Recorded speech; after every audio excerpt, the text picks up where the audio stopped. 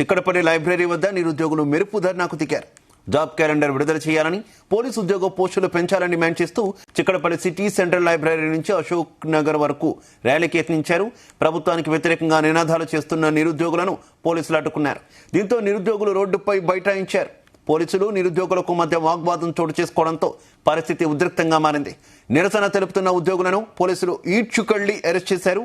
పోలీసుల తీరుపై విద్యార్థి నిరుద్యోగులు మండిపడుతున్నారు.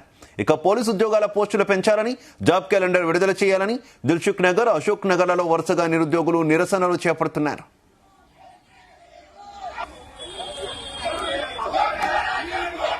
ఇక నిరుద్యోగుల మెరుపు ధర్నాకు సంబంధించి మరింత సమాచారం మా కరెస్పాండెంట్ వంశీకృష్ణ అందిస్తారు.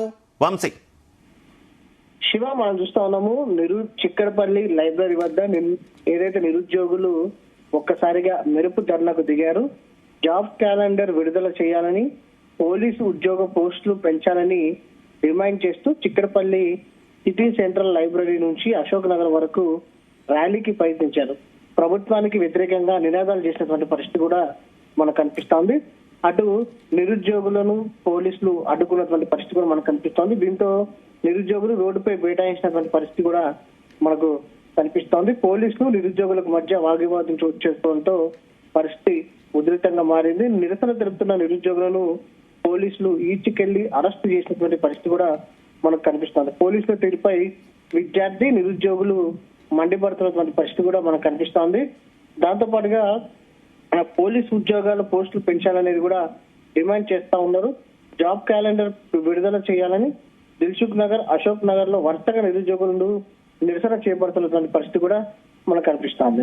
మనం చూస్తాం, గత కాంగ్రెస్ పార్టీ అధికారంలోకి వచ్చిన తర్వాత 6 నెలల నుంచి కూడా అటు నిరుద్యోగులు పెద్ద ఎత్తున ఆందోళన బాట పడినటువంటి పరిస్థితి మనకు కనిపిస్తోంది.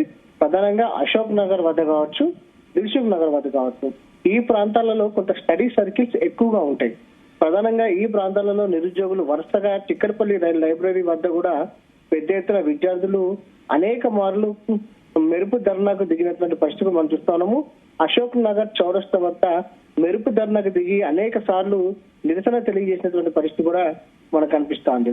ఏదైతే కాంగ్రెస్ గవర్నమెంట్ వరుసగా ఉద్యోగ నోటిఫికేషన్లు విడుదల చేయాలని డిమాండ్ చేసినటువంటి పరిస్థితి కూడా మనకు కనిపిస్తోంది. గత కొద్ది రోజులుగా ఏదైతే నిరుద్యోగులు ఇదే అంశం పైన ఆందోళనలు దిగుతా ఉన్నారు. దాంతో పాటుగా అటు దిల్సుఖ్ నగర్ లో కూడా వరుసగా ఆందోళన కార్యక్రమాలను నిరుద్యోగులు నిర్వహిస్తున్నటువంటి పరిస్థితి కూడా మనం చూస్తున్నాం. ఈ సందర్భంగా అటు పోలీసుల మధ్య కావచ్చు, నిరుద్యోగుల మధ్య వాగ్వివాదం చోటు చేసుకోవడం, పలు దఫాలుగా పోలీసులు లాఠీచార్జ్ చేసినటువంటి సందర్భం కూడా మనం అనేక మార్లు చూడటం జరిగింది. దాంతో పాటుగా వారిని అరెస్ట్ చేసినటువంటి సందర్భాలు కూడా మనం అనేక మార్లు చూసినటువంటి సందర్భం కూడా మనం చూస్తా ఉన్నాం. ప్రజలు చిక్కడపల్లి లైబ్రరీ వద్ద నిరుద్యోగులు మెరుపు ధర్నాకు దిగినటువంటి నేపథ్యంలో ఒక్కసారిగా అశోక్ నగర్ చౌరస్తా వరకు ర్యాలీగా బయలుదేరినటువంటి నేపథ్యంలో పోలీసులు వారిని అడ్డగించడం జరిగింది.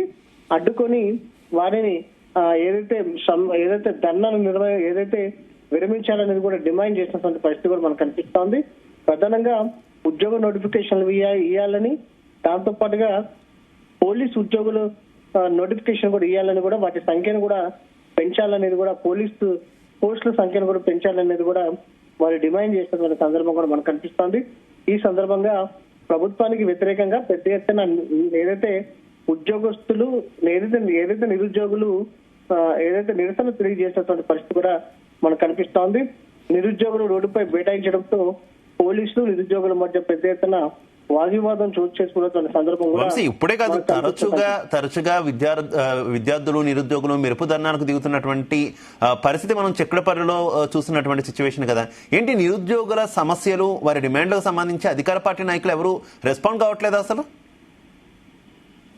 గతంలో ముఖ్యమంత్రి రేవంత్ రెడ్డి కూడా ఈ అంశం మీద ఏదైతే మాట్లాడిన సందర్భం కూడా మనం చూస్తున్నాము. నోటిఫికేషన్లు ఇస్తాము, సమయాన్ని బట్టి మేము నోటిఫికేషన్ విడుదల చేస్తామనేది కూడా ముఖ్యమంత్రి రేవంత్ రెడ్డి గతంలో జరిపినటువంటి పరిస్థితులు మనం చూస్తా ఉన్నాము. కానీ విద్యార్థులు ఏదైతే కాంగ్రెస్ గవర్నమెంట్ ఇచ్చినటువంటి హామీ 2 లక్షల ఉద్యోగాల నోటిఫికేషన్ ఇస్తామని తెలిపినటువంటి విషయం మనకు తెలిసిందే. ఖచ్చితంగా 2 లక్షల ఉద్యోగాల నోటిఫికేషన్లు పూర్తి చేయాలనేది మాత్రం అటు డిమాండ్ చేసినటువంటి పరిస్థితి మనకు కనిపిస్తుంది. అశోక్ నగర్ లో వేలాది మంది విద్యార్థులు కోచింగ్ సెంటర్లకు వస్తూ ఉంటారు, చిక్కడపల్లి లైబ్రరీలో ప్రిపేర్ అవుతా ఉంటారు. అక్కడికి వచ్చేటువంటి విద్యార్థులందరూ కూడా అనేక సార్లు ఏదైతే ఆందోళన కార్యక్రమాలు చేపట్టినటువంటి పరిస్థితి కూడా మనం చూస్తున్నాం. ఈ అంశం పైన కూడా ప్రభుత్వం అనేక మార్లు స్పందించినటువంటి సందర్భం కూడా మనకు కనిపిస్తోంది. ప్రధానంగా అధికార పక్షమైనటువంటి కాంగ్రెస్ పార్టీ ఇది కొంతమంది శక్తులు ముందుకు నడిపిస్తున్నటువంటి కృత్రిమ ఉద్యమం అంటూ కూడా గతంలో ఏదైతే అధికార పక్షం వ్యాఖ్యానించినటువంటి పరిస్థితి కూడా మనకు కనిపిస్తోంది. కొంతమంది రాజకీయ నేతలు వారి ఉనికి కోసమే ఇలాంటి కార్యక్రమాలు చేపిస్తున్నారంటూ కూడా గతంలో అధికార పక్షమైనటువంటి కాంగ్రెస్ పార్టీ వ్యాఖ్యానించినటువంటి సందర్భం కూడా మనకు చాలా స్పష్టంగా కనిపిస్తా ఉంది. ప్రజెంట్ నిరుద్యోగ జేఏసీగా ఏర్పడిన తర్వాత అటు చిక్కడపల్లి వద్ద కావచ్చు, దాంతో పాటుగా ఆర్టీసీ క్రాస్ రోడ్ వద్ద కావచ్చు, దాంతో పాటుగా దిల్సుఖ్ నగర్ లో కావచ్చు, ఈ ప్రాంతాలలో అత్యధికంగా ఆందోళన కార్యక్రమాలు నిరుద్యోగులు చేపట్టేటువంటి పరిస్థితులు మనకు కనిపిస్తుంది.